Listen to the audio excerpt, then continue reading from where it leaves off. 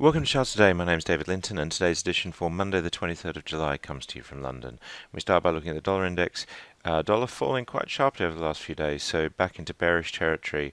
Although looking at the short-term point and figure chart, we still see lots of upside targets in train, 2, 3, 4%. So it does suggest that this is just a short-term pullback based on the point and figure chart. And of course, the medium-term trend is in train. So we're also seeing the euro stronger on that weaker dollar, but again, medium term still looking weak, and downside targets still dominate. So that's quite key as well.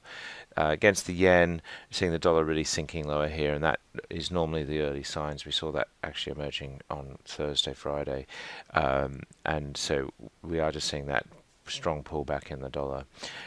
Sterling is actually looking a little bit stronger on that weaker dollar, and against the euro, a slight improvement, but still bearish below all three chart time frames. Looking at the Swiss franc, sterling still weak there as well, and against the Aussie dollar, sterling just managed to climb a little bit back into that sort of 177 area, but not much action there. The Chinese yuan has actually fallen quite sharply overnight, so interesting to see how that's affecting markets as well. Bitcoin looking stronger at $7,700, not yet into the medium-term bullish territory, but having held that gain, pushing higher again. We've got an upside target of 8,300. That's 7.5% upside. So we might be starting to see the recovery in Bitcoin. Taking a look at US stocks on Friday. On the S&P 500 index, we actually just closed slightly lower, so it wasn't a bad week for the currency, but a little bit of a weekly candle doji there for the S&P 500. The Nasdaq didn't also perform very well across the week, down very slightly on Friday. The Dow was actually also very little changed, and the Russell 2000 index also, as you would expect, not much changed as well. Markets just struggling to make new highs, 0.25% down on the broader index in the US. So it is still just a little bit worrying that markets are just struggling from that January high and not really managing to get any higher. The futures, the S&P future is down 0.1%. The Nasdaq down 0.33% and looking set to open lower. So stocks looking quite bearish overall today. FTSE down quite strongly, down 0.2%. FTSE 250 down nearly 0.5%. And the DAX down slightly, and the CAC 40 down 0.5%. So European markets generally lower. And looking at Asian markets, we saw the Japanese market down 0.4%. The Hang Seng was actually very slightly up, and the Chinese index was up 1%. As we said, stronger yuan has probably helped Chinese stocks in terms of Chinese earnings, and we are just seeing the short-term improvement there, but the long and medium-term charts still look pretty bearish. Taking a look at the Sensex, we're up 0.2% overnight, so looking a bit stronger there, and the Aussie index was down about 1%, the resource-laden Aussie market falling.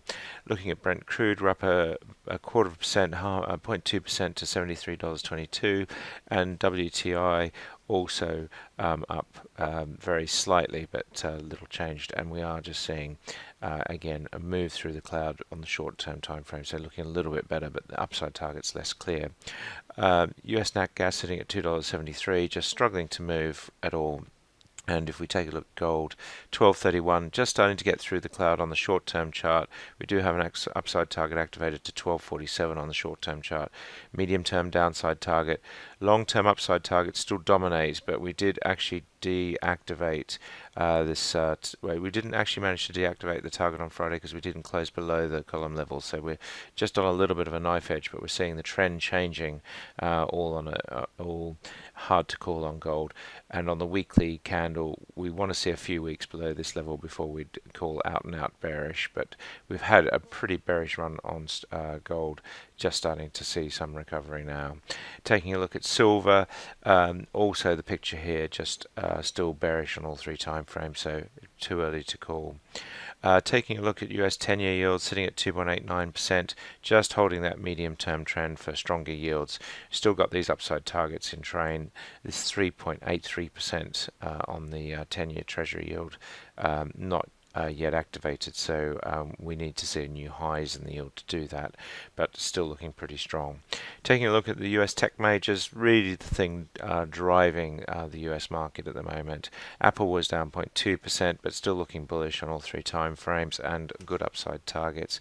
Amazon was up very slightly on Friday, but still holding on to its bullish position here. And if we look at Google, Alphabet also just pushing higher, and Facebook also continuing to push back to that $10 level, so looking pretty good on all three time frames and upside targets in the short term of about 5%. Taking a look at Microsoft, holding on to its gains at 106 for the week, and Netflix, of course, had a little bit of a turbulent week with subscriber numbers lower than expected when they reported, and that's just not recovered. So we are seeing Netflix with that big down weekly candle. That just might be the end of the run for Netflix. We'll have to wait and see. That's it for today. Until tomorrow, happy charting. See you then.